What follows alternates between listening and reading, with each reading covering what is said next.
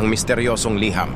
Isang gabi habang naglilinis si Mang Ernesto sa kanyang munting bahay sa probinsya, napansin niya ang isang sobre na natutuklap mula sa lumang kahon ng mga gamit. Hindi niya ito maalala kung kailan natanggap, kaya't agad niya itong binuksan. Sa loob ng sobre ay may sulat na mukhang luma na at tila naglalaman ng mahalagang mensahe.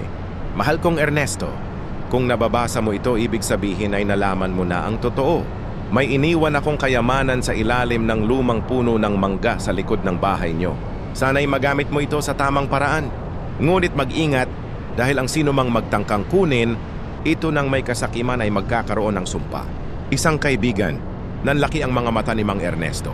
Kayamanan? Puno ng mangga? Sinumpang kayamanan? Napaisip siya ng malalim. Matagal na niyang gustong mapaayos ang kanyang bahay, kaya't kahit may takot, nagdesisyon siyang hukayin ang lupa sa likod ng puno. Pagkalipas ng ilang oras ng paghuhukay, nakita niya ang isang kahon. Mabigat ito at tila luma na ang kahoy.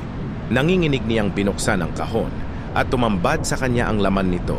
Isang bungkos ng mga resibo ng utang ng kanyang tiyuhin noong 1980s.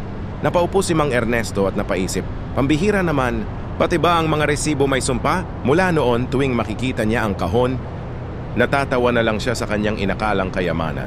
Ang misteryosong liham pala, sulat ng tiyuhin niyang mahilig magbiro.